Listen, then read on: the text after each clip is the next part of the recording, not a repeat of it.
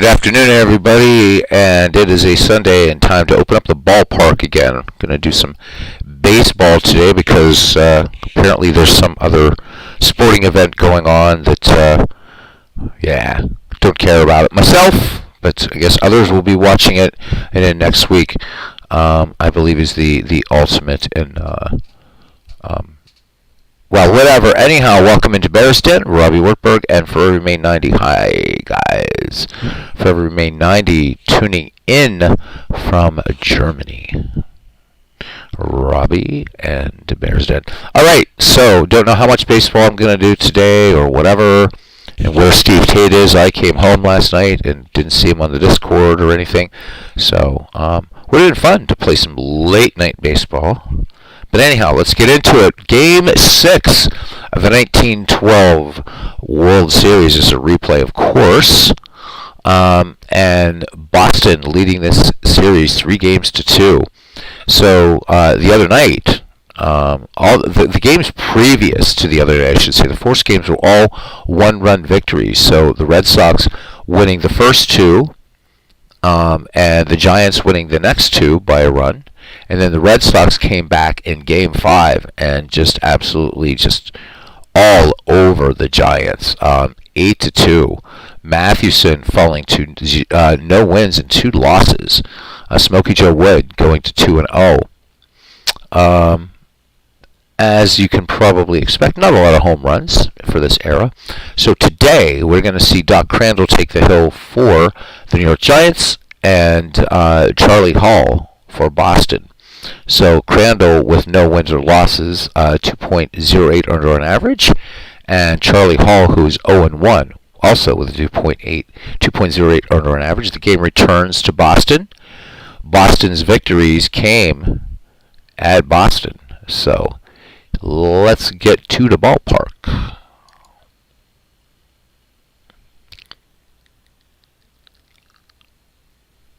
All right.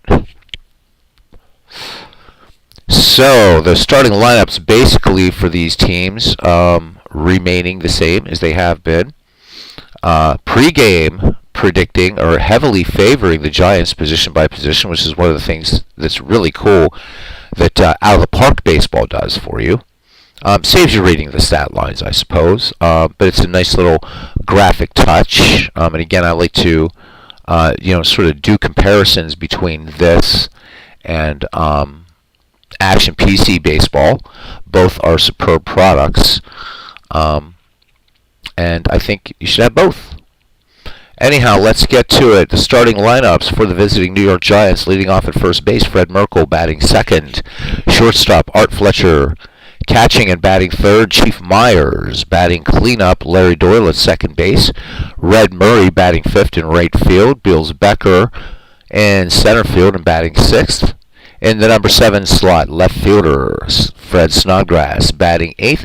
At third base, Buck Herzog and Doc Crandall taking the hill and batting 9th.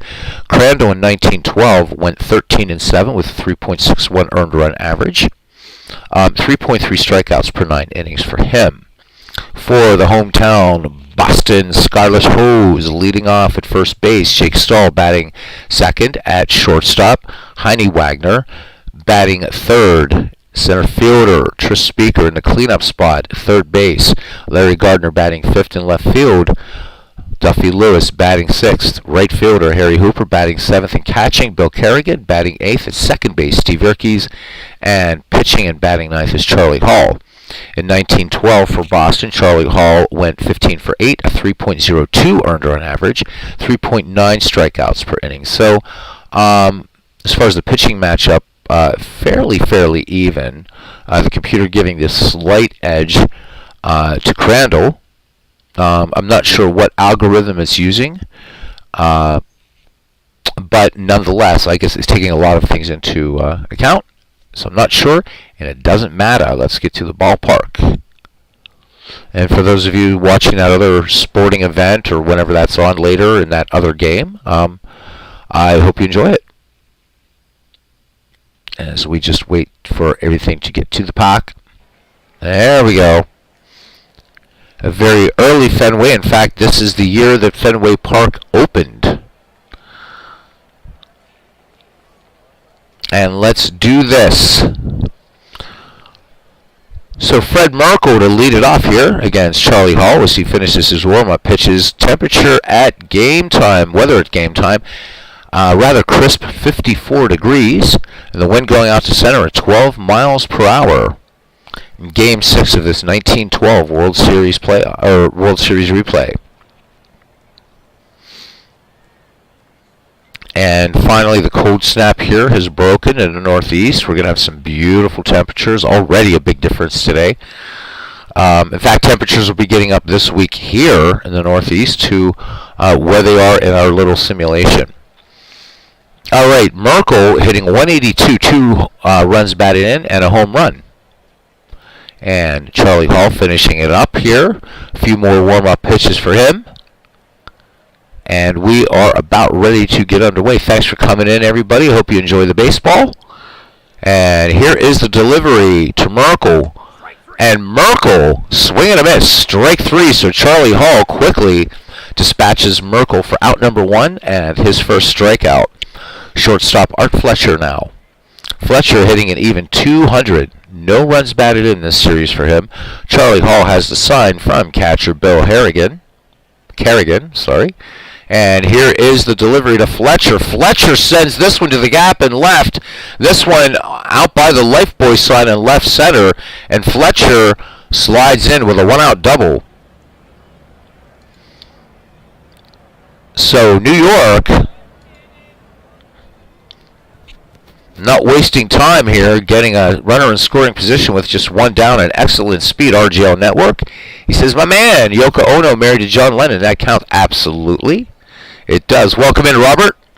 Robert, I don't know if you're doing any 1988 replay tonight because of the sporting event of that other sport on television. But anyhow, guys, do make sure, and anybody listening after, been picking up some new folks and people listening in. If you look at the chat, RGL Network, subscribe to his channel. He's doing a 1988 season replay on Inside Pitch Baseball, and I dare say it's probably the most entertaining, or among the most entertaining cards and dice replays I've ever seen. Robert, very, very active, interactive with the chat. Also, never hesitates to answer questions. So if you're new to cards and dice baseball, specifically Inside Pitch, if 1988 is one of your seasons, or you just want to catch some good baseball called by a good guy, check into RJL Network's channel, please. Okay, so tonight on the slate on Robert's channel, RJL Network, Inside Pitch Baseball is 1988 season, and tonight it's going to be 15th June. 1988, and it's going to be the Expos against the Phillies. So tune in. I'm not sure, maybe he'll put in what time that's going to be, but that'll be this evening. I usually can guess when Robert's on, but anyhow, check it out. And if he puts the time in, we will do that. All right, Chief Myers steps in. Myers hitting 190. 3 runs batted in for him. Fletcher, good lead at second. Charlie Hall peers over his right shoulder, has a look at Fletcher. And the 1-1 pitch on the way. Myers swings. And this one gets through for a base hit. Fletcher thought about coming home, but he's going to hold. So a little flare to right for Chief Myers. Runners at the corners for the Giants, and one down for cleanup hitter Larry Doyle. Doyle hitting 222, has a run batted in the series. Charlie Hall with the leg kick and the delivery from the stretch, and the 1-0 to Doyle. Doyle swings and gets good contact on this one. Liner to center. Speaker has it. He's up quickly with it. The throw home will not be in time. And the New York Giants drawing first blood here in Game 6. It's 1-0. The Giants looking to even the series here at 3. Myers at first, 1 in, and here is Red Murray hitting a respectable 263. 3 runs batted in for him. Myers will pick his spots to steal a base, but not exactly known as a threat to steal normally. Charlie Hall winds and deals. Murray swings, and this one grounded to second, and that ends the inning. 1 run, 2 hits, no errors. The Giants leave one, and they are in front. The Giants won, and the Red Sox coming to bat. Doc Crandall, who no wins, no losses. He's worked 8 2/3 in this World Series replay. 6 hits, 2 earned runs, 3 walks, 2 strikeouts with a 2.08 average in the series. Stepping in now and leading it off here for Boston in the bottom of the first is first baseman Jake Stahl. Stahl hitting an anemic, at best, 136 with just 1 RBI. Crandall done with his warm-ups, and we're ready to go. The 2-2 pitch to Jake Stahl. The wind and the delivery. And Stahl, little comebacker to the mound. No problem for Crandall. Throwing on to Merkel at first for the 1-3 put out. 1 away. Shortstop Heine Wagner, no relation to the great Hannes Wagner. Hitting 105 with just 2 runs batted in. Bats from the right-hand side. Waits for the delivery from Crandall. Crandall lets it go. Wagner, first pitch swinging, fly ball into right field, and coming over and making the easy catch is Red Murray, calling off Beals Becker. 2 up, 2 down for Boston, and that brings up the Gray Eagle, one of the greatest players of all time, Tris Speaker. Speaker hitting 273 with 2 ribbies in the series. Lefty batter, Speaker would play very, very shallow center field, according to contemporaries, and went around out on balls when he had to. Great range. Great range. Would have been interesting to see Speaker playing in an era and how he would have done playing a deeper center field, but nonetheless, you can't take anything away from Speaker, one of the great hitters, base stealers, and fielders in the game. Crandall has the sign from Chief Myers. Here is the 1-0 delivery to Speaker. Swung on, and this one, liner into right. This is going to go up the gap in right for extra bases. Speaker in there with a 2-out double. So tying run aboard for the Red Sox. And that brings up Larry Gardner. Yes, RGO Network saying Tris Speaker is one of the GOATs, greatest of all times, no doubt. Robert's game will be on tonight roughly around 7:30 p.m. Eastern. So check it out, guys. Good stuff. Really good stuff. All right, Larry Gardner hitting 200. He does have 2 runs batted in. Speaker an aggressive leadoff second. Crandall has the sign and toes the rubber. The 1-0 delivery to Gardner. Gardner sends a liner to center, but this one right into the glove of Beals Becker, making a nice play. Ball getting some carry going out to center. So the Red Sox strand 1 on a double, and we go to the top of the second. And it's the Giants 1, the Red Sox nothing. As Beals Becker will step in against Charlie Hall. He'll be followed by Fred Snodgrass and Buck Herzog. Lefty Becker hitting 235, a run batted in. Run production has not been terribly high in this World Series except up to Game 5. Again, with the Red Sox clobbering the Giants 8-2, but all previous games 1-run victories. 2 by Boston in Boston and 2 by the Giants at the Polo Grounds. Lefty Becker in the box now. Charlie Hall has a sign he likes from catcher Bill Kerrigan. Here is the 1-2 delivery to Becker. Becker swings, high pop fly on the infield, and calling for it and making the catch is Heine Wagner. So 1 up, 1 down for Snodgrass. Of course, Fred Snodgrass in the 1912 series, a terrible misadventure that was actually due to Christy Mathewson losing a little bit of his edge in the late innings. But Fred Snodgrass, forever known as the man who muffed a fly ball in the 1912 World Series, but actually in the at-bat before that made a spectacular catch of a ball. Baseball never forgets, does it? All right, Snodgrass hitting 278. He is 5 for 18 overall. Charlie Hall with a strikeout. Delivers now the 0-2 to the left fielder for the Giants. Snodgrass swings and liner to center, but played perfectly by Tris Speaker. So 2 away here for Buck Herzog, the third baseman, hitting .250 with 3 runs batted in, including a round tripper. Christy Mathewson, right, how about it? What a pitcher. Another greatest of all time. Could not agree with you more. Big Clue coming in. Welcome in, Big Clue. Good to see you. All right, 2 away, and Buck Herzog at the dish. Charlie Hall, the 3-1 to Herzog. Herzog lays off. This one low for ball 4, so the Giants getting a base runner. Herzog with good speed at first, and here's pitcher Doc Crandall. Crandall 0 for 4 in the World Series. Charlie Hall has now given up his first free pass. Hall delivers the 1-2, and a big cut and a miss. Strike 3. Nice fastball. Charlie Hall picking up his second strikeout. And that ends the inning. The Giants manage a walk. They strand 1, and that's it. We go to the bottom of the second.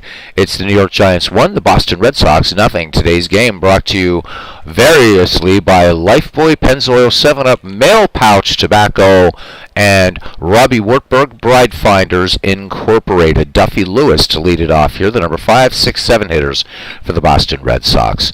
Lewis hitting a .211 clip with 1 run batted in. Doc Crandall with the leg kick and the 1-0 delivery to Duffy Lewis.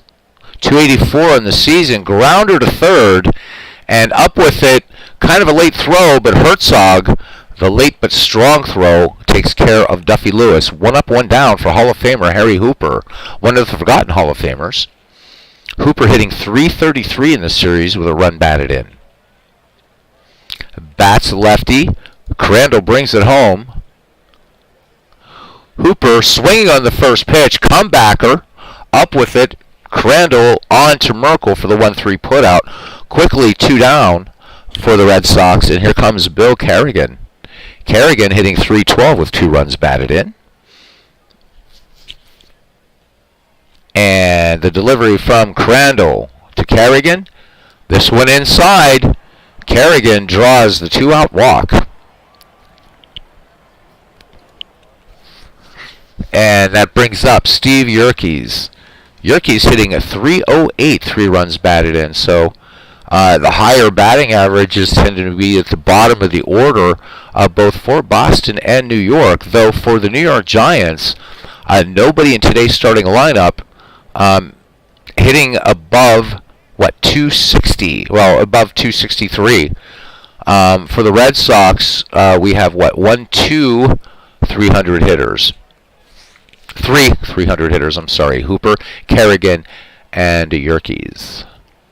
Kerrigan, above average speed at first. Decent lead. Pretty good speed for a catcher. Meyer sets the target for Crandall. The 1-2 delivery. And this one, nice little grounder down the first base line. There goes Kerrigan. This is going to make it all the way to the corner. Boston is going to tie this game up on the RBI triple by Steve Yerkes. So Kerrigan scores, Yerkes with the triple, and here's Boston tying it up here in the bottom of the second. Charlie Hall now, who's 3 for 6 in the series with 2 runs batted in. Yerkes at third, 1 in for the Red Sox. From the stretch, here's the 0-1 to Hall, and Crandall with a hit batsman. Charlie Hall glaring over, a few words sent to Doc Crandall. Looks like it's getting a little heated here. Umpires trying to keep things at a nice even pace. Nice and cool, calm it down. Handing each player a little plug of Mail Pouch Tobacco. Find Mail Pouch Tobacco in any fine general store. Back at the top of the order now for the Boston Red Sox and Jake Stahl. Jake is 0 for 1 on the day. Runners at first and third. Yerkes at third. Charlie Hall at first. 2 away, 1 in for the Red Sox. We are tied at 1. Crandall from the stretch in the 2-0 delivery. And Stahl, base hit into center field. That's going to score Yerkes. And Boston jumping out to a 2-1 lead here in the bottom of the second. 2 on for Heine Wagner, who is 0 for 1. So here come the Red Sox, and that's been the story in this World Series, except for Game 5.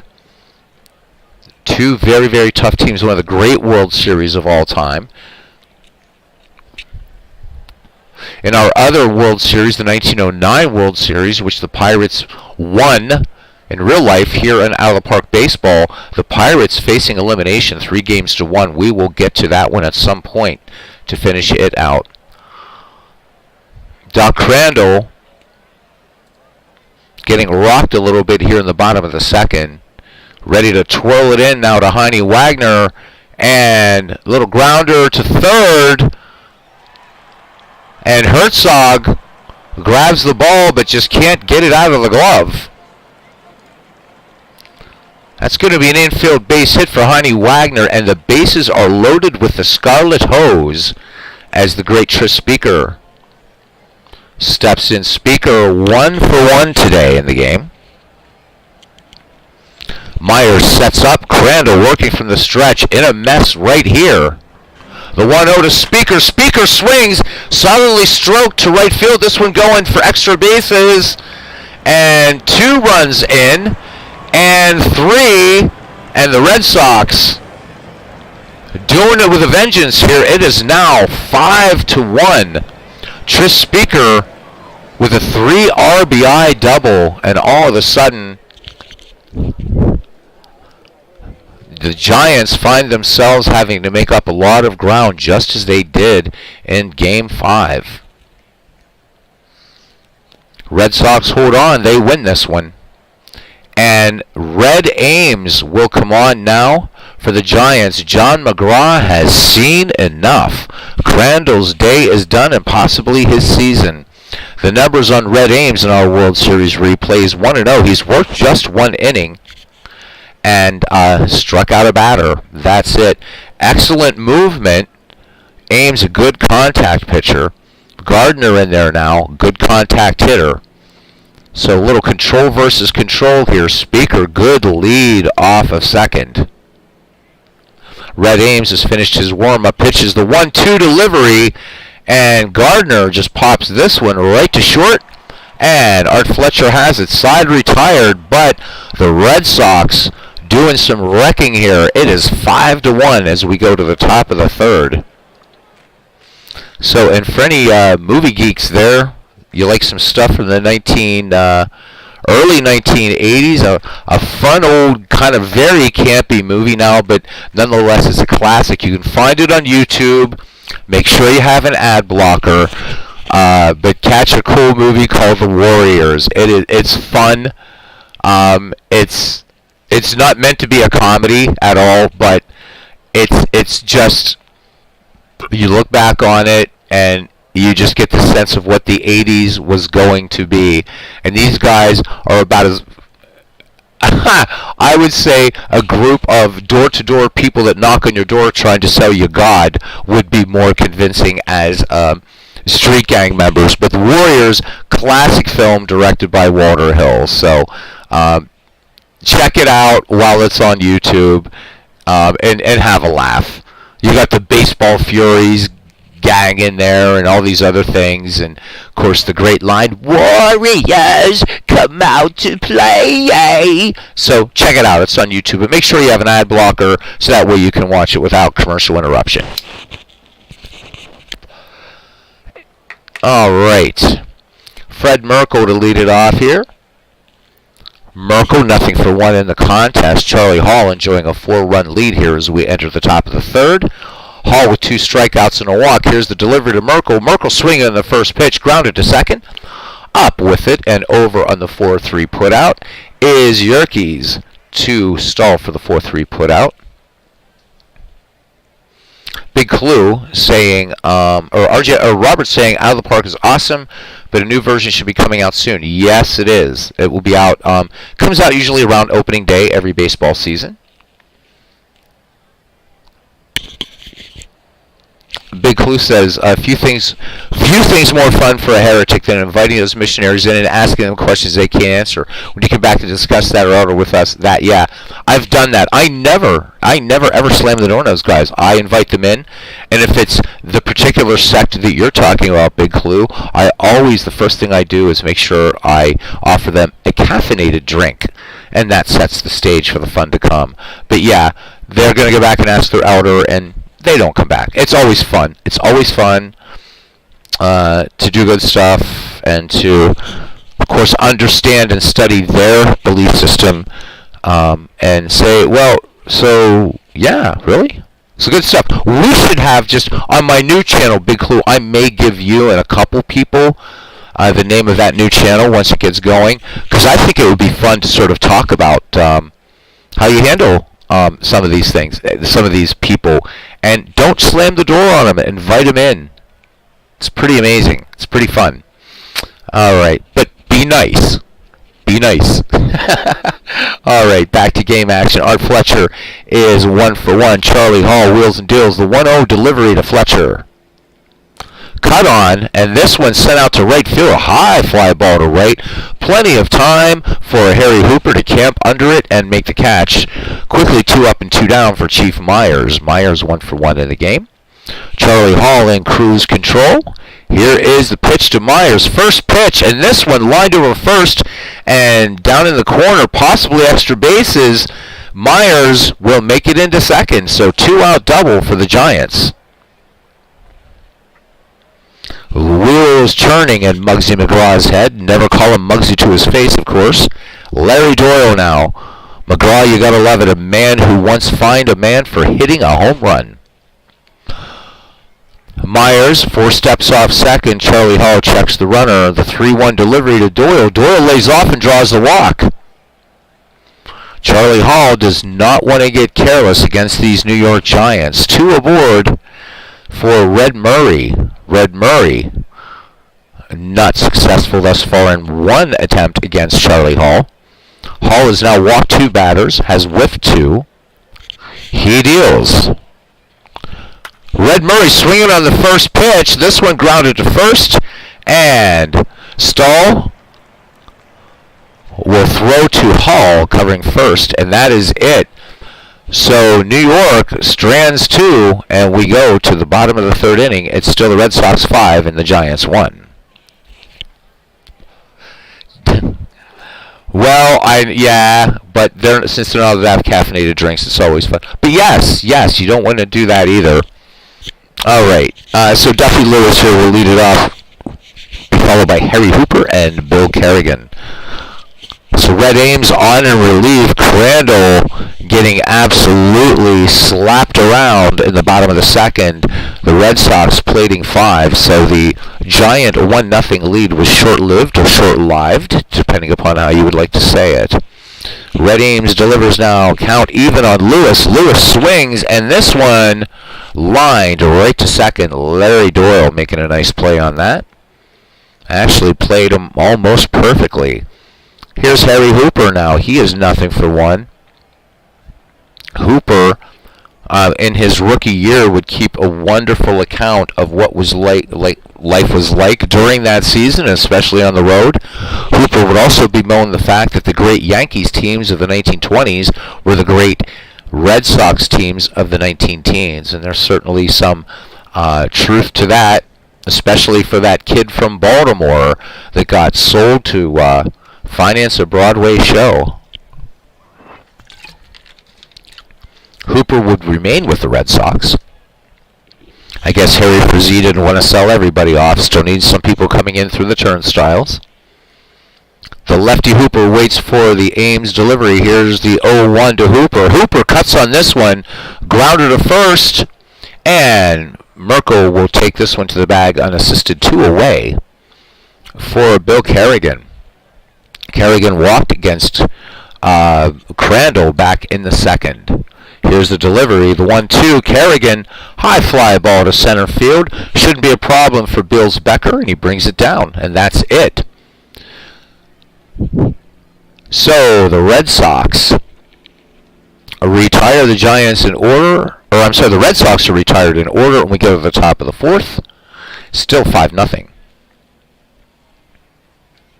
No, they do not make him like the great John McGraw anymore. Had McGraw had his way, and if he could have signed him, the New York Giants, always a perennial power in the National League. McGraw kept a list of Negro League players that he wanted to sign. And I'm talking like the marquee players. Found among his effects after his passing. May his memory be eternal. And had the Giants, the Pirates also with an offer from the Negro Leagues, and sent to Pie Traynor, who's the manager of the club at that time, and Traynor never answered. So the Giants and the Pirates both missing chances, and they were, again, very, very strong teams in the 20s and 30s, but could have been so much more. So that McGraw, that just triggered that again in me, remembering that McGraw, of course, signing Charlie Grant, but couldn't get Grant. Grant was kind of given away as more and more African Americans were coming to games, preseason games, and the secret got out. All right, Hall delivers to Becker. Here's the pitch. Popped out his last time up. Becker swings, and this one at least gets out of the infield. Fly ball to right and down into the glove of right fielder Harry Hooper as he calls off Speaker. One down for left fielder Fred Snodgrass. Nothing for one. Hopefully, at least maybe in this World Series replay, Fred Snodgrass can at least walk away from the series, not having any sort of stigma attached to him. Hall delivers now to Snodgrass. Snodgrass cuts on this one. Grounder to third. And should be no problem, and it is not. Larry Gardner making the long throw across the diamond for out number 2 to retire Snodgrass. And here's Buck Herzog. Hall into his motion. Herzog swings. This one in the gap in left center. This one has distance. It's going to get down, rolling all the way to the wall. And coming into third, and are we going to have it inside the Parker? We are not. So this one gets way, way past Tris Speaker, and Buck Herzog with a 2-out triple. So the Giants trying to mount something here. Herzog, good speed, but Red Ames needs a safe hit. The pitcher steps in. Charlie Hall from the stretch. And Ames, harmless grounder to second. Side retired as Steve Yerkes makes the textbook 4-3 putout. The Giants waste a triple, and the score remains the same. It's Boston 5, New York 1 as we go to the bottom of the 4th inning. Due up for Boston, Steve Yerkes, Charlie Hall, and then back at the top of the order, and Jake Stahl. Yerkes, 1 for 1 with a ribby today. Red Ames with a 1-2 delivery to Yerkes. Yerkes with that big triple his last time up. This time retired 5-3. 1 down. Pitcher Charlie Hall stepping in. Red Ames toes the rubber and twirls it home. The 0-1 delivery. Little pop-up on the infield, right into Larry Doyle's glove. 2 down. Back at the top of the Boston Red Sox order, and Jake Stahl. Stahl is 1 for 2 with a run batted in. Ames winds and fires. Little shift on for Stahl, and this one twisting toward the left and into the glove of Fred Snodgrass, making a nice running catch, actually, going toward the foul line. Red Sox go in order. We go to the 5th. It is 5-1 in favor of Boston. Again, all of Boston's victories, or 2 of Boston's victories, I should say, coming at Boston. Their 3rd victory at the Polo Grounds a couple days ago. Fred Merkle were back at the top of the order, followed by Art Fletcher and Chief Myers for the 1912 Giants. Merkle, 0 for 2 in the game. Charlie Hall with 2 strikeouts, 2 walks. Count even on Merkle, who grounded out his last time. Merkle grounds and up with it, and over is Yerkes onto Stahl. So Merkle on the 4-3 putout is out number 1. Shortstop Art Fletcher, 1 for 2. Charlie Hall peers in, has the sign from Bill Kerrigan, shakes him off, has one he likes now. The 0-1 delivery to Fletcher. Fletcher double his last time up, and this one, hard grounder, but nice pick by Steve Yerkes at second. And Fletcher is out number 2. John Myers now, 2 for 2. Perfect 2 for 2 today.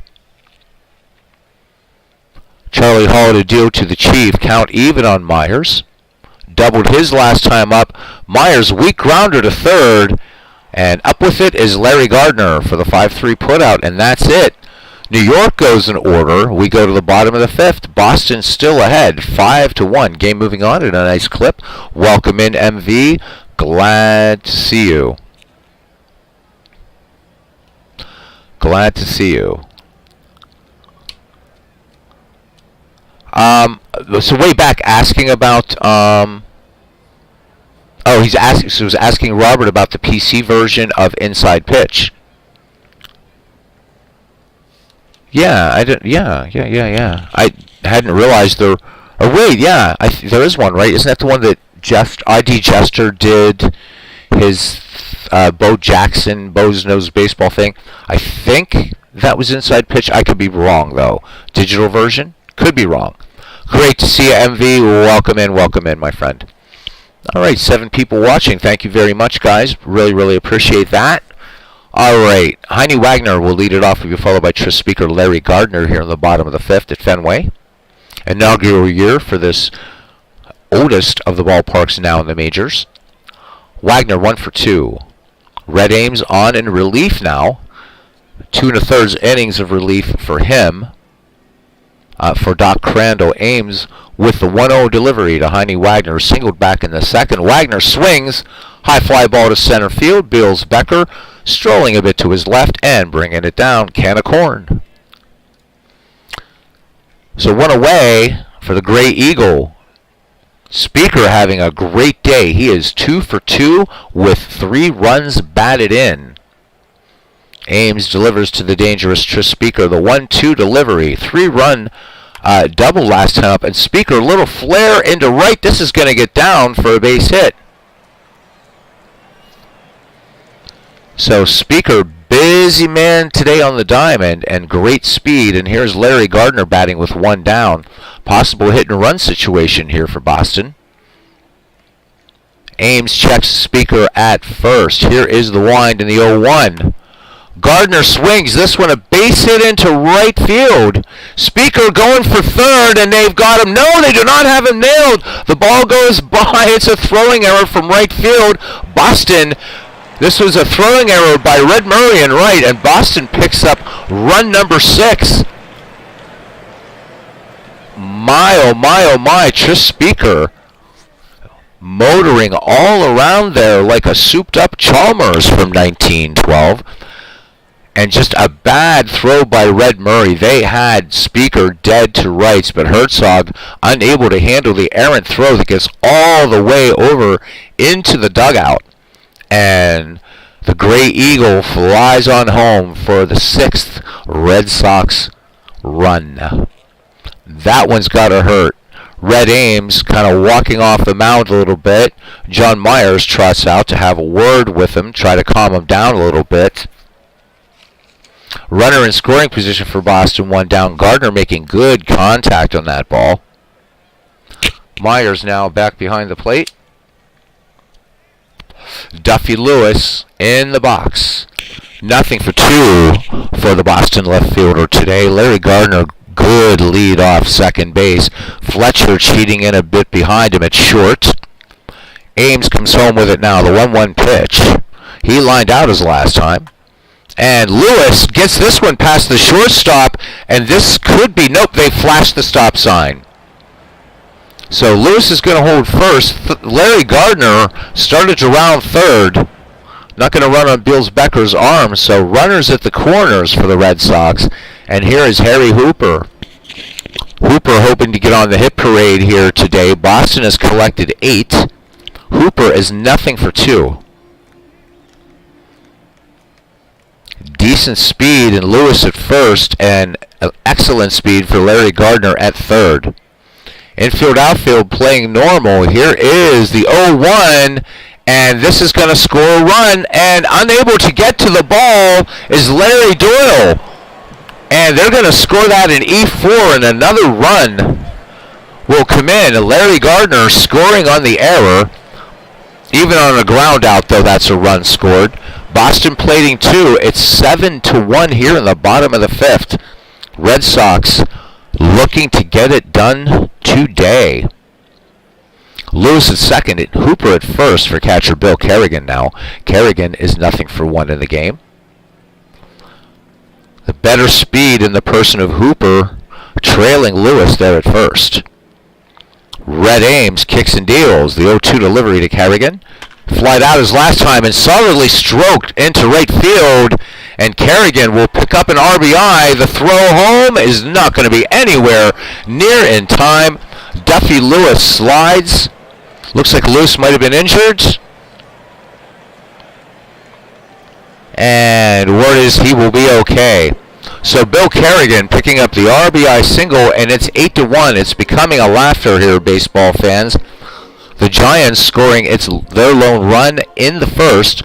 Boston with 5 in the second, 3 in the fifth. So crooked numbers doing it for the Scarlet Hose. 2 in scoring position, only 1 down, and Ames in a lot of trouble here.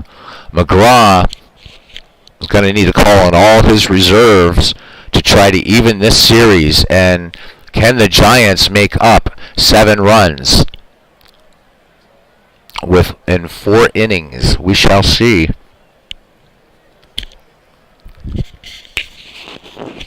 Sports Sullivan in the stands here along with Sleepy Bill Burns discussing something. You never know what those two are up to.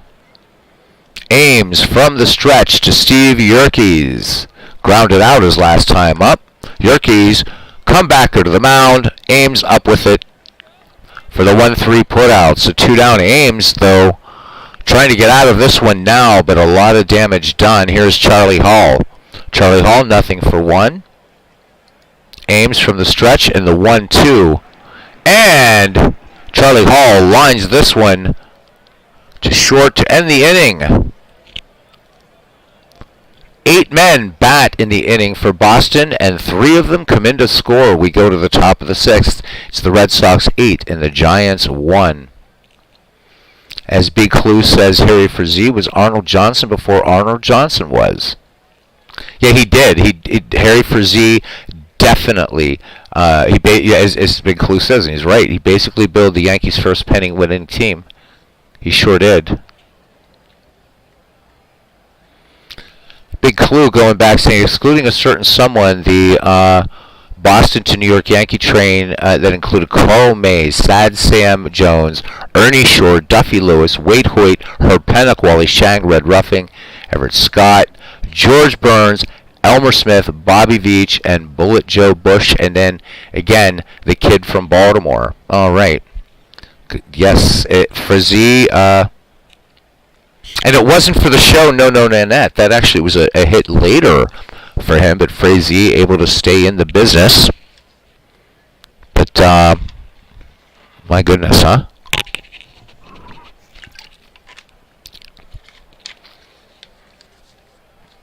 And baseball, what a spooky sport, right? So by the time the Red Sox and the Cubs would meet in the 1918 World Series, the Cubs were already in a drought, not having won for 10 seasons. And 1918 would be the final World Series that the Red Sox would win, neither team knowing that it would be decades upon decades. And I'm trying to remember, there was what season you guys would know in the early 2000s that the Red Sox and Cubs for a little while were in the running, and I was starting to think, right, so this was before either drought ended. Could this be the year? And that would have been the ultimate World Series, I think. Or at least the ultimate, right, latter-day World Series without the magic underwear. Imagine, I forget what season. Was it 2005, 2004? I can't remember. I'm sorry, guys. I think it was 2004. But imagine the Red Sox and Cubs meeting in the World Series, the two longest at the time, World Series droughts, and it would have been decided there, but the Cubs not making it. I don't remember what year that was, though. I wish I did. It might have been even a little later. 2007 or 2003. That's it. Thank you, Big Clue. That's it. It was 2003. I remember listening to the ball game, and I'm thinking, and they're going over the stadiums, and I'm like, damn it, could this happen? Could the Cubs and Red Sox meet in the World Series? Yeah, both made the LCS, but only one made the World Series, right? That would have been amazing. Could you imagine the hype? The hype in the baseball world had the Cubs. Now if they meet in the World Series, it doesn't matter. It's just two old franchises. But then, oh my God, the press would have had a field day with that. Whew. All right, I see we lost some viewers, but that's okay, man. Having fun. All right, Larry Doyle here to lead it off in the 6th. He will be followed by Red Murray and Beals Becker. Hall delivers now. Doyle cuts on this one. Gapper to left, going all the way to the wall. And this is going to be extra bases. Doyle's going to stop at second as Speaker gets the throw in. So New York now maybe the beginning of a comeback here in the 6th. Runner in scoring position. Nobody out for Red Murray.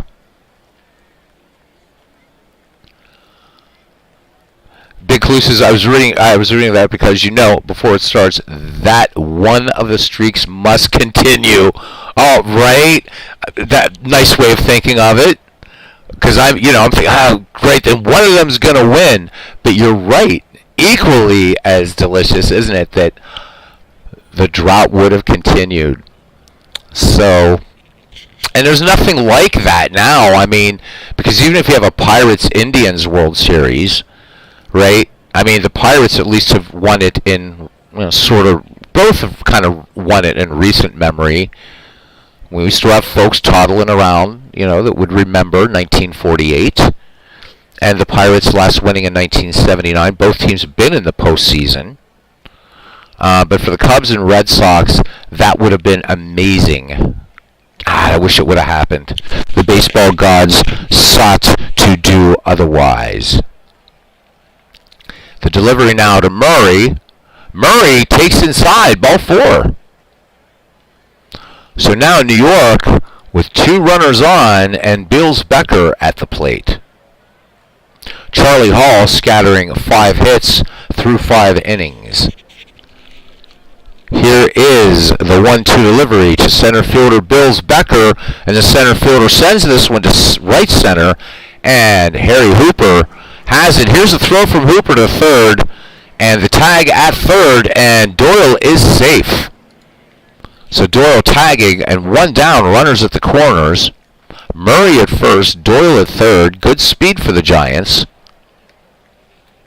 Fred Snodgrass, nothing for 2. Could Fred do something big here?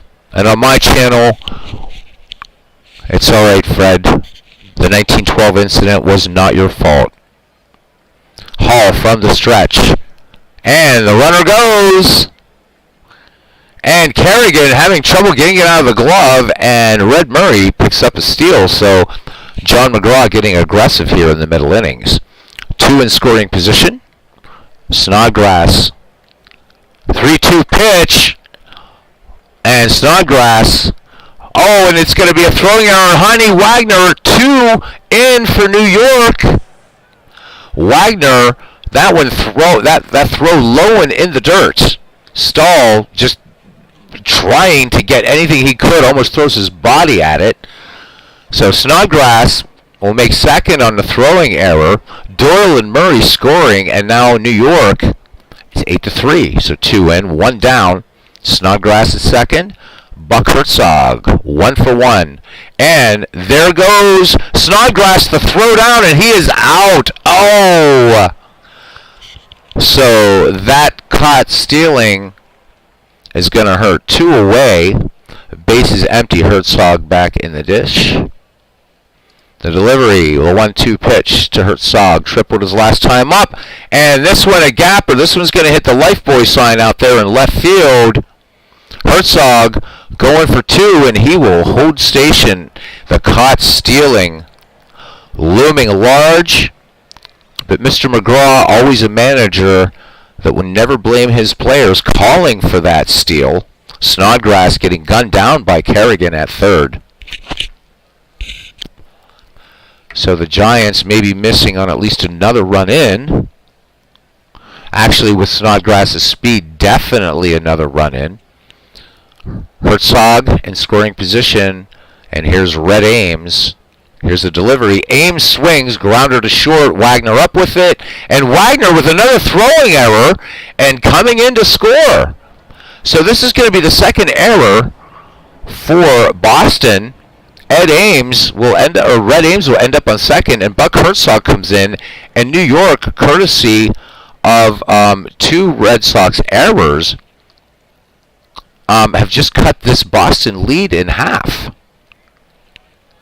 2 down now. Red Ames in scoring position, and here is Fred Merkle. We're back at the top of the New York Giants order. Merkle nothing for 3 in the game. Charlie Hall wheels and deals full count, and this one just off the plate for ball 4. Charlie Hall wanting that call. 2 on, 2 out, 3 in for the Giants. It's 8-4 in favor of the Red Sox. Shortstop Art Fletcher is 1 for 3. Hall, the 2-1 pitch, and this one a gapper to left. This one's going to go all the way to the wall as well. The Lifebuoy sign getting dinged up in there. So Fletcher, the 2 RBI double, and here come the Giants. This one looking a bit more like baseball of today. 14 runs in this game. And now it is 8-6. The Giants within striking distance, facing a possible elimination today. The Giants plating 5 here in the 6th at 1 point. The Red Sox held a 5-1 lead, then an 8-1 lead. It is now 8-6. And here is Chief Myers. Myers batting in the 3rd slot here for the Giants. 2 for 3. Charlie Hall with a 1-1. High fly ball to center field. And Trispeaker can of corn to end the inning. But the damage has been done. 5 across the plate for the Gothams. We go to the bottom of the 6th. It's Boston 8 and New York 6. Aaron Reed coming in to the ballpark. Welcome to Fenway, Aaron. Hope you're doing well. What a ball game we have here thus far. Boston looking to win it all today. New York looking to draw even. The Red Sox, 8 runs, 10 hits, 2 errors. The New York Giants, 6 runs, 7 hits, and 1 error, and we are not done yet. Bottom of the 6th. Jake Stahl, Heine Wagner, and Trispeaker due up. Jake Stahl has an RBI. He's 1 for 3 today. Red Ames still in there for New York. Heine Wagner with 2 costly errors for the Red Sox. Ames with the 1-0 delivery to Jake Stahl, who flied out his last time up. Stahl, hard hit ground ball to short. Up with it is Art Fletcher, and Merkle handling that throw on the short hop for the 6-3 putout and 1 down. And here is Heine Wagner hoping beyond hope that the Boston fans will forget those 2 errors. Wagner 1 for 3 at the plate today. Red Ames kicks and fires. Wagner first pitch swinging, little fly ball to right, and down into the glove of Red Murray.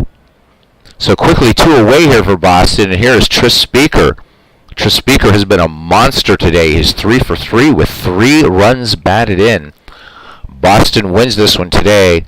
You got to give the nod to Trispeaker. Ames works now 0-2 to the Gray Eagle, and Speaker popped into shallow left, and going out toward it is shortstop Art Fletcher. And the Red Sox go in order. We go to the 7th. It is 8-6. Charlie Hall, who once enjoyed a huge lead, now feeling the New York Giants breathing down his neck. Definitely within striking distance. And here is Larry Doyle. He is 1-for-1 with a run batted in.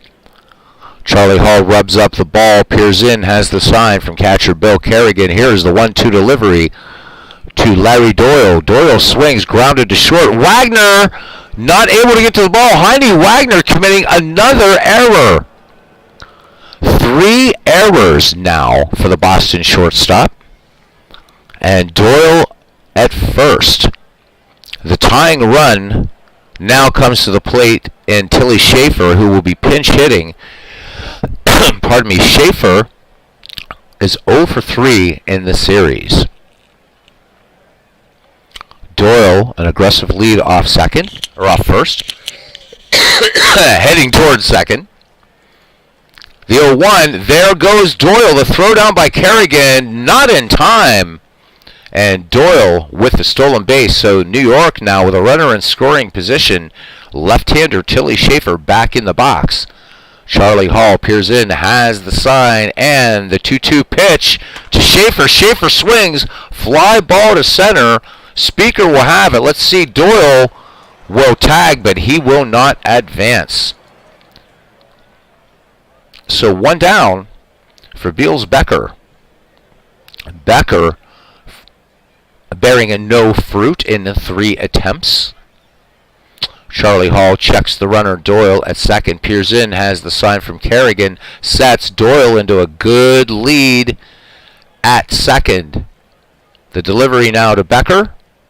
Becker swinging on the first pitch. High fly ball to right. And going over and making a nice leisurely catch is Harry Hooper. So 2 down. Will New York waste the single and the stolen base from Larry Doyle? Or actually that was it was an error. Doyle aboard for an error. Or will they do as they did back in the 6th and tie and maybe even take the lead in this game? We shall see. Again, scoring 5 back in the 6th. Fred Snodgrass, nothing for 3. Buck Herzog waits on deck. Charlie Hall with the 0-2 delivery to Snodgrass.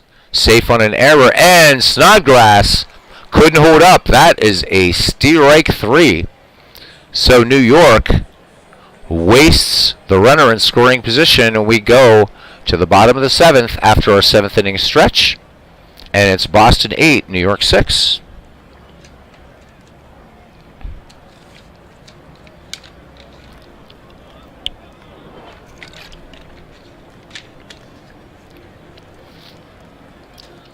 All right, bottom of the 7th. And we will see Gardner, Lewis, and Hooper due up for the Boston Red Sox. And Red Ames still in there. McGraw going to stay with him. Gardner in the game 1 for 3. Red Ames with the 3-1 delivery. So Gardner working the count deep. And base hit into left field to start it off here for the Red Sox in the bottom of the 7th. Gardner aboard, pretty fast runner. Here's Duffy Lewis. 1 for 3. Gardner into his lead. Red Ames with the 0-1 delivery. And Lewis pops this one high to right. Should be no trouble. Trotting over and making the catch is George Burns. There he is. Let's look at George making an appearance here in our series. Another thing that I like is you get a game log here per player, which is really, really cool. Kind of like it. So there's a lot of things that Out of the Park Baseball does very, very, very well and deserves.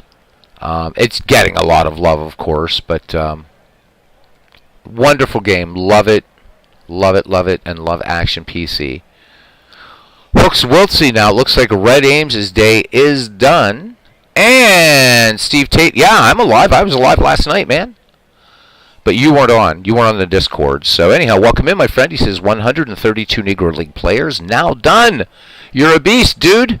That's like, well, that's 4 teams. If we do 25-man rosters, or 30-man rosters even, but we're not going that high, right?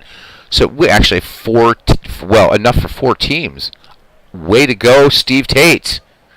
All right, guys, do subscribe to that awesome channel. Again, just like with Robert's channel, great content. Hover over the 3 dots and click Go to Channel. Go there, subscribe, and come on back for some 1912 action. All right, the numbers for Hooks Wiltsey. The lefty is 1-0 in this series. He has worked 1 1/3 innings and just given up a hit. And no, I wasn't even drunk last night, Steve. I was ready for some baseball. You weren't on, so I watched that old 80s classic, The Warriors. So there we go.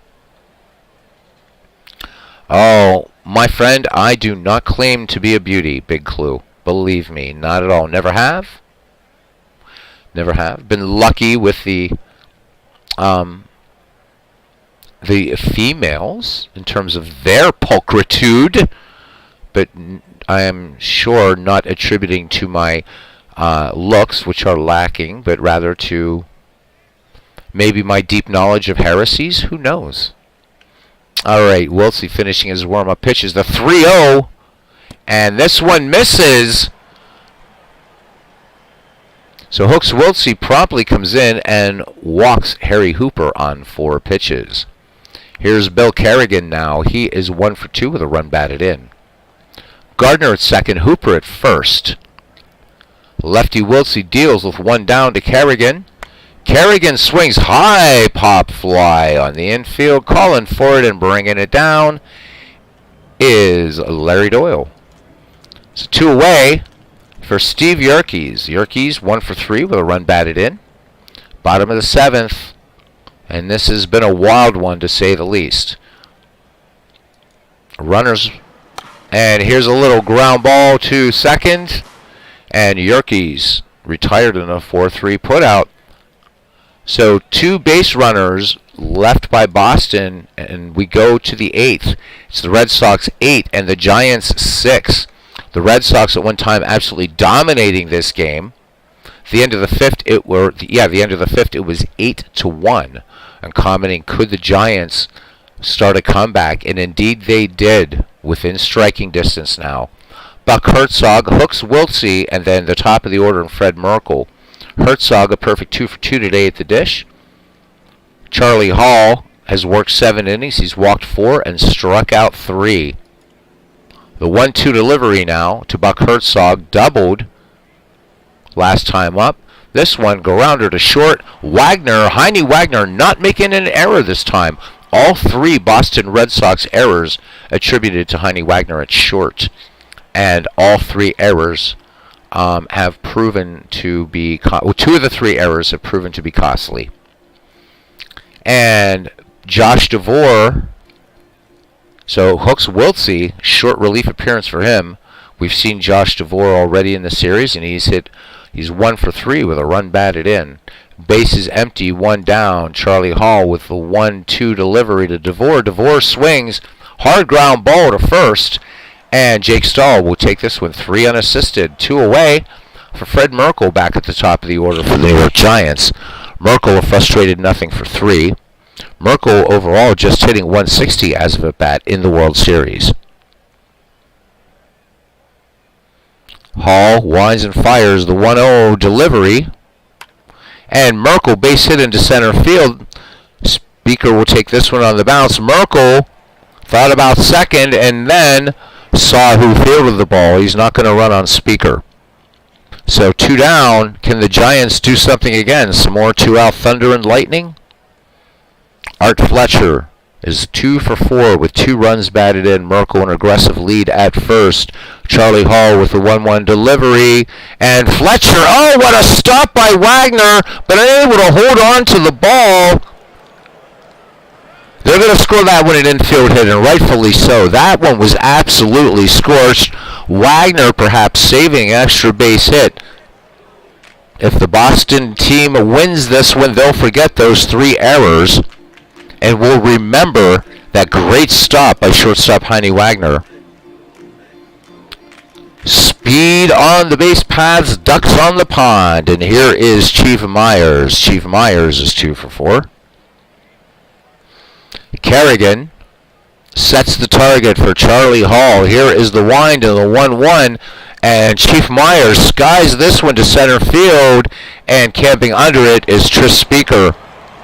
Opportunity wasted is New York. No runs, 2 hits, no errors. They leave 2. And we go to the bottom of the 8th. The Red Sox holding on to an 8-6 lead. Jeff Tesreau, now an integral part of this 1912 Giants team, will come on in relief now. Tesreau has worked 3 innings. He has no record in terms of wins-losses. He has walked 2, struck out 3. Excellent in holding runners. Good movement. Charlie Hall, nothing for 2 at the plate.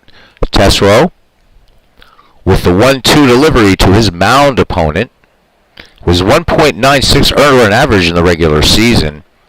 Hall, little soft grounder to short. It's going to be close. And safe on the slow grounder is pitcher Charlie Hall. That's base hit number 12 for the Boston Red Sox, and we're back at the top of the order. And Jake Stahl with an RBI in this game. Charlie Hall pretty fast for a pitcher. Stahl showing bunt. And he gets it down. It's a good one. And he's safe. It's a bunt base hit. So a drag bunt, it looks like, down the third base line. And Boston with 2 on, nobody down. And here's Heine Wagner, who's 1 for 4. Wagner with a chance to redeem himself, perhaps with an RBI, to put some cushion on this 8-6 Red Sox lead. New York will send up Doyle, Burns, and Becker when we go to the 9th. New York facing elimination. Tesreau with the 1-1 to Wagner. Wagner showing bunt. Missing for a strike. Count 1-2. Here it comes. 3-2 on Wagner. And this one, sky to center, and Bills Becker making the catch. So 1 down. Tris Speaker. Can Tris Speaker continue the magic that he's had all afternoon here in Boston? Speaker 3 for 4 with 3 big runs batted in. Tesreau fires it into the Gray Eagle, and Speaker grounds. They will not get the double play, though. So Stahl breaking up the double play.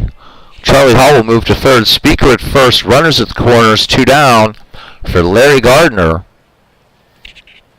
The Red Sox would love to add to their 2-run lead with New York storming back as they did in the 6th. Gardner 2 for 4. Tesreau from the stretch in the 1-2. Big swing and a miss, chasing the high heat for strike 3. So the Red Sox strand 2. We go to the 9th. It is 8-6. Will New York even it up, or will Boston win it here today? The inaugural year for Fenway Park as MV and Steve Tate. Oh, he said he's... okay, so talking about the Bill James Historical Baseball Abstract. Good stuff. All right. So Larry Doyle to lead it off here for the Giants in the top of the 9th. Doyle 1 for 2 with a run batted in. Charlie Hall has gone 8. He has walked 4 and struck out 3. And here we go. The 1-1 delivery now to Larry Doyle. Doyle base hit. Past a diving Heine Wagner into center. And the boos going up here as the tying run comes to the plate in Moose McCormick. McCormick is 1 for 1 with a run batted in. So pinch hitting here for the Giants.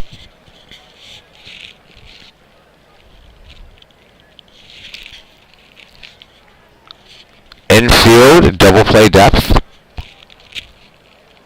And Smokey Joe Wood comes on in relief for the Boston Red Sox. Smokey Joe Wood with 2 wins, no losses.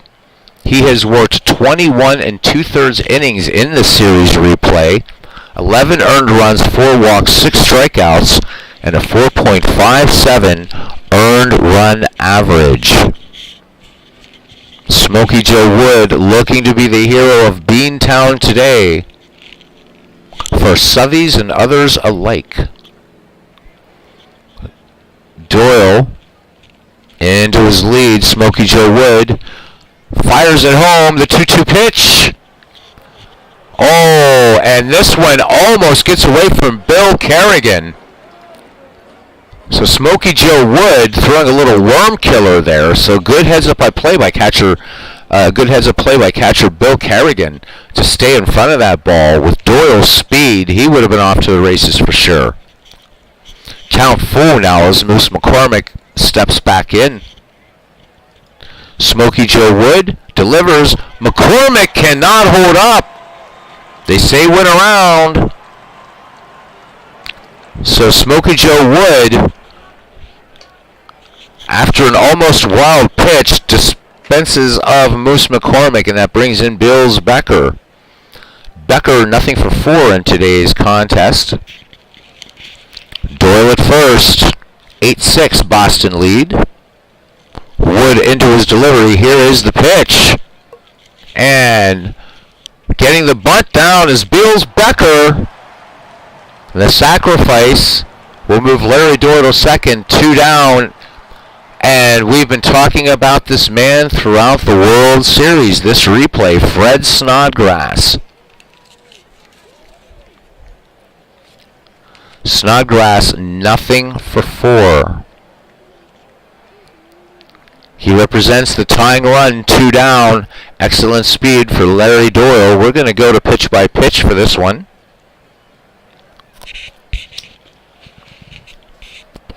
New York's last out. Do they tie it and we go to extra innings if Boston does nothing, if there is a bottom of the ninth? Does New York do enough here with 2 outs to win it, or to even it up today and force a Game 7?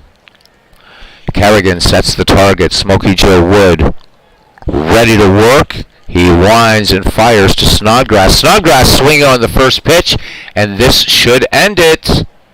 Into the glove of Duffy Lewis, and the Boston Red Sox win our 1912 World Series replay. New York fighting back, but not quite enough. With an 8-6 win over the New York Giants today at Fenway Park, the Red Sox wrapped up their first title in team history, which, of course, we know. Right? This is just a nice recap that Out of the Park does, which I also think is a really nice touch. Dave should take note of this. This is really fun. So Boston left little doubt who was a better club. Team was the word of the day as the Red Sox celebrated the culmination of their banner year in the Victor's Clubhouse following the game. Hitting, pitching, fielding, those are all things you need to win. But most importantly, you need a team that works together toward the same collective goal, said the Boston manager. Our players felt that way all year, and they played that way today. When one guy had an off day, 24 others stepped up their game and filled the void. Fluff, fluff, fluff, but fun stuff. Anyhow, this was a lot of fun finishing this one off, and so this is another one we can scratch off.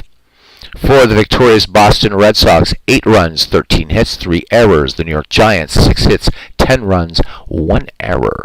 Let's look who the series MVP is, or the player of the game is Tris Speaker, which we called that.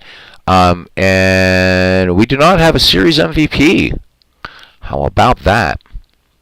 So great fun this game was. Boston at one time holding an 8-1 lead. New York came back with 5 in the 6th to make 6 total runs for them, and then not able to do anything else. Some stranded opportunities, certainly, or some wasted opportunities, certainly. So the errors, the 3 committed by Heine Wagner, will be forgotten by the Red Sox fans. And that does it. We will leave this game. And we are done. And that's over with. Okay, so the series MVP, there it is Tris Speaker. So we called it indeed. This one over in 6. And we'll go back to our main screen and Out of the Park Baseball. All right. Oh, that was fun. Thank you, MV. Appreciate it. Had a lot of fun doing it. And I know that there are big F-ball fans, and there's some big F-ball game tonight. The penultimate big game or something, whatever it is. And then next week, the Stuperness. And then next Monday. Next Monday is the big day, baby. Next week, right? A week from tomorrow, we will start hearing those magic words. Pitchers and catchers report. Aaron Reed saying hello again. All right, well, welcome in again, Aaron Reed. Steve Tate says the best thing of owning it digitally is you can easily search for specific players. You can find them quickly. Great for research. Good stuff. Yep. Spring at last. We're getting there. We are getting there. We are getting there, gents. Warming up here finally in the Mid-Atlantic, and the New England states got hit. There was some city in New Hampshire set the record for was the lowest recorded temperature in the lower 48, and it was brutal, like 51 below or something. It was nasty. Expecting temperatures to reach 50 above here in the Commonwealth of PA, and I know that New England and New York also going to be picking up these very sort of spring-like temperatures. We've only had in this part of the Commonwealth of Pennsylvania 5 inches of snow this entire winter. So I'm ready. I am ready for spring, ready for some baseball. All right. So guys are talking about some different books. You guys really, I know, and Steve, I totally get that the digital resources are a lot easier for research, but you're really, really, really robbing yourselves of not getting on eBay or some of these other booksellers and picking up these, as Big Clue talks about, these 50-pound behemoth baseball books. You're talking about the all-time the stats. I have the all-time baseball source book. That thing is mammoth. It is mammoth. And I once had the all-time baseball handbook, which is basically just the player-pitcher register, whereas the source book is like everything. I like the source book better, but I had left it in one of my moves or whatever. But it is a massive, massive book, and I love a book that when you put it on your lap to read, it's heavy. And if you're sitting back on a recliner and you want to read, and all of a sudden that book is heavy enough and it's creeping down to certain sensitive areas, and you have to adjust yourself, because, right, you got to kind of scooch around in that seat so that you can not turn into a soprano, and I don't mean of the fictitious mafia family. You guys know what I'm saying. It's awesome to just have the heft of that book on your lap, and you can get these things on the cheap. Oh my God, it's amazing. I've seen actually I did. I picked up the final edition. It was a few years ago of Total Baseball. Big 2,600 page behemoth for $6 and free shipping. Just get it for the reading. It's fun. That Bert Solomon book that I reviewed for you guys. I'm trying to rebuild my baseball library. Another great one. I think that one I got for like $7. Beautiful book, man. Buy books. Good stuff. We can do a head-to-head game. I've got to go. We can do it on your channel if you'd like, Steve, or mine. Doesn't matter. We'll do it on yours. I just got to go get something to drink. So, yep. So Steve Tate does have them. Nice. Oh, yeah, for what you're doing digital. Absolutely. Absolutely. But for reading, there's nothing like them. Nothing like them. So, yeah, we are definitely going to, Aaron, probably this evening. We'll do a game and have you on.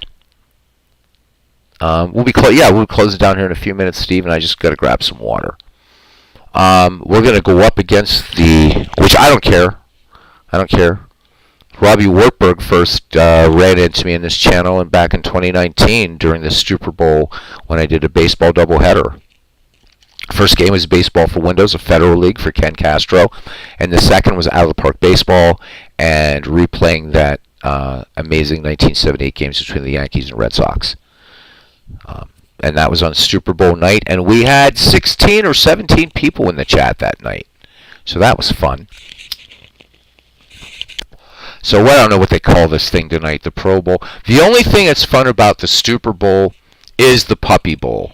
That is cool because all those animals on there are up for adoption, and and also, if not there, and if you're looking for a nice companion, go to your local humane society or SPCA and adopt one.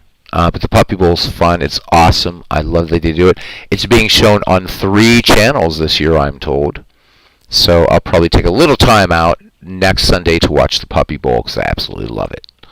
But get it. One word of caution for those of you, and most of we do love animals here. Do not donate to the National SPCA or the Humane Society. Only a fraction of a percentage of that money actually gets to local animal shelters. If you want to donate to your local shelters. Don't donate to the nationals. So just get that out of the way there as I was talking about the Puppy Bowl. So yep, except for the Puppy Bowl next week, it's going to be some baseball fun during the stuperousness that will grip most of the United States. The 30s cards set to be at home for you. Oh, nice. Oh, the 1930s Cardinals. All right, so Steve Tate and I are going to be doing some head-to-head baseball and action PC baseball. And I guess it's going to be our Cardinals and my Cardinals and his Tigers clashing once again there. So thanks, guys, for coming in. Probably be more baseball on my channel later. Because I'd like to have, if not, we'll just have Aaron Reed on, and it'll just be the Aaron Reed show. Maybe we'll just not even have a game. Just put up a picture of some baseball players and have Aaron Reed and Randy Savage and Hulk Hogan and who else? Was it Keith Jackson and Harry Carey? Not a big Keith Jackson fan, but Harry Carey, always welcome. Yep. Oh, yeah. All right, so, guys, see you, hopefully, at Steve Tate's channel. Steve says he's about 5 minutes. I'll be at least 5 minutes, Steve. So I will be on. All right, Forever Remain 90 will be there. Thank you to Forever Remain 90, to Aaron Reed, Steve Tate, to Big Clue, to MV, to RGL Network, of course. Thank you, Robert. Robert doing 7:30, around 7:30 tonight. Expos and Phillies 1988 replay on Cards and Dice, Inside Pitch. Good stuff. Always entertaining. And to Bear's Den, thank you, my friend. And till next time, guys, see you around the batting cage. And I really appreciate everybody. I truly mean that. Thank you. The 10 of you watching, and to the 4 of you that left likes. Really appreciate you. I mean that. Take care.